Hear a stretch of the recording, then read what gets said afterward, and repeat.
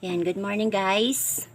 Ang gagawin natin today is tayo ay papalit ng langis sa ating pong Rider 150. Ayan. So ito po ang ating mga gagamitin. Meron tayong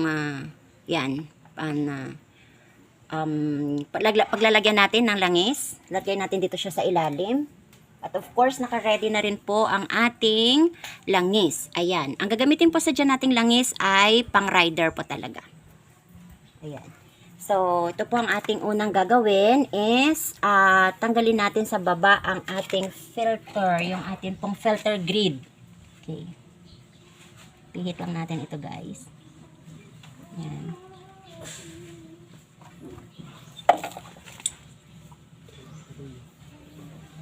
Ginamit po natin dito ay 14. Yan. So, maluag na po siya. Okay, pihitin na po natin ang ating kamay. At siguraduhin po natin yan po ay tayo ay may mayroon tayong pang po sa ilalim. Ayan. So, tatanggalin na po natin ang ating filter grid. Okay? Ingatan po natin na huwag natin siyang mabitawan. Okay? So, ayan. Na po siya. Yan. Okay. Yan po. Okay. At ready na rin po natin ang isa. Yan. I-ready po natin ang isa. Baka sakali po mapuno. Ayan. Meron natin nakaabang. Okay. Yan. So, wag na wag po natin itong hayaan na malagyan siya ng dumi. So, ilagay natin siya sa malinis. Ito po. Ilagay lang po natin siya din sa malinis po.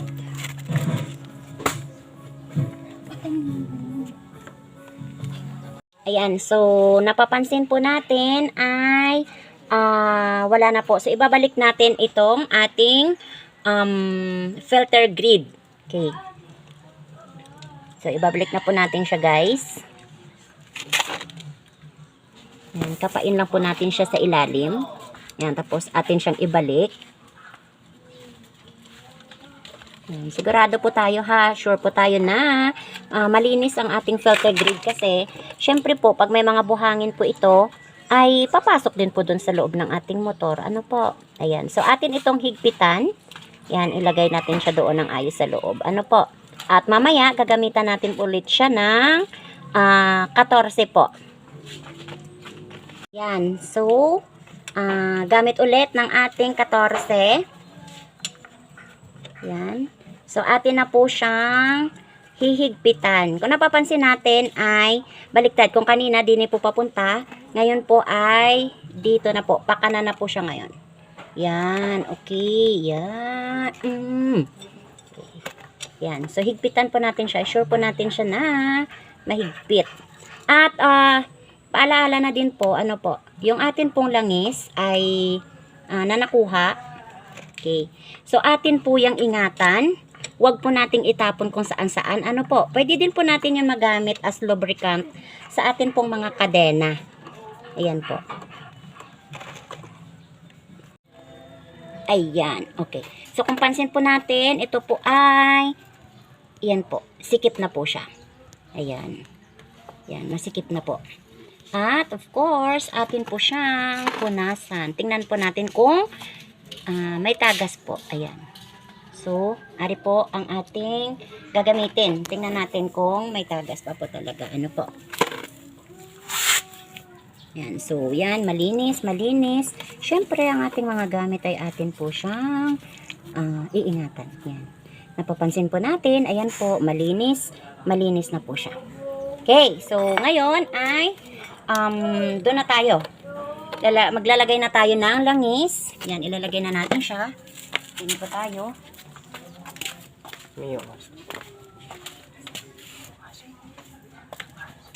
Ayan. So, bubuksan po natin ito.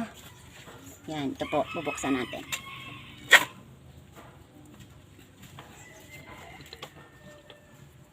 Ayan, buksan lang po natin yan. Okay po. Ayan. Of course, ilagay natin po uli sa isang malinis na. Ay, ilagay lang po natin muna dito sa kabila. Ayan. Dito po natin ulit ilagay. Ano po? Yan, para maging malinis. Linisan din po natin siya. Diyan ka muna. Yan.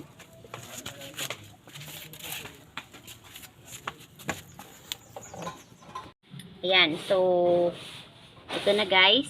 Ang pagsasalin po natin, kagamitan natin siya ng imbudo para po, ang langis ay hindi tatagas. Ano po? Okay, so, ito po ang ating gagamiting langis. So, yan. Buksan na natin siya. Okay.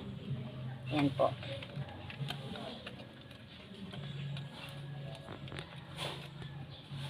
Ayan. Okay. Okay. So, lalagay na tayo ng langis. Ayan. Shoot po natin doon. Okay po. At, syempre, alalayan po natin.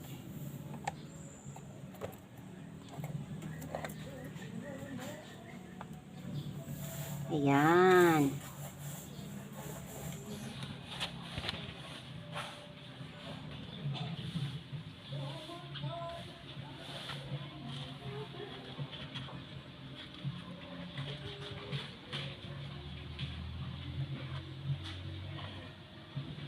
Ayan.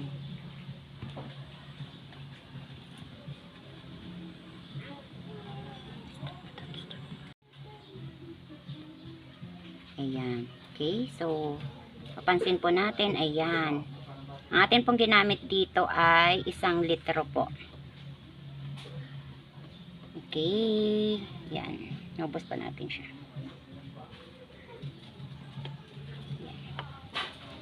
Okay. Okay na po.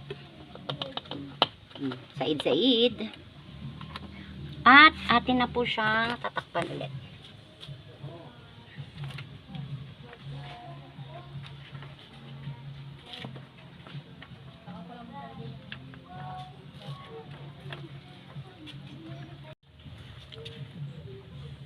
Yan.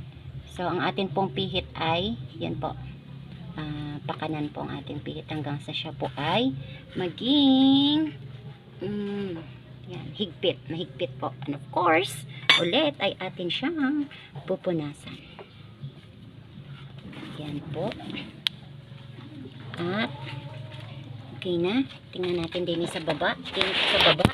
Tingnan natin ay, ayun, ito pong palatandaan kasi ng ating sa langis natin. Okay na siya guys. Okay na siya. Ayan. Okay. Ayan. So, yan na po. Tapos na nating lagyan ng langis ang ating rider. Ayan. Okay. Tapos na po siya guys. Ayan. At ulit po, ang atin pong tinanggal na langis ay huwag nating ilagay kung saan-saan lamang. Ano po? Ayan. Iligpit natin siya ng ayos. And of course, magagamit pa po natin siya sa, yun nga po, sa paglolubricant ng ating mga kadena. Ayun. At syempre, pagkatapos nating magtrabaho lahat, ang ating mga pinagamitan ay ating lilinisan. Lilinisan na natin at atin siyang ililigpit. Yan. So, iti-testing na po natin siyang paandarin. Ayan. Okay. So, sa aking bossing dyan, okay na, naka-change oil na ang iyong motor. Okay, ayan na po siya.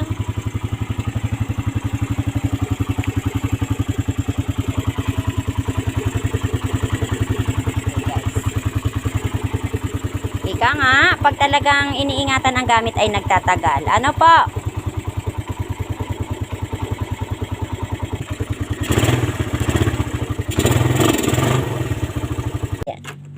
So, yun lang po guys. Thank you so much po sa pagpanood ng ating change oil sa atin pong rider. Thank you! Sana po may natutunan kayo. Don't forget to share, follow, and comment sa atin pong video.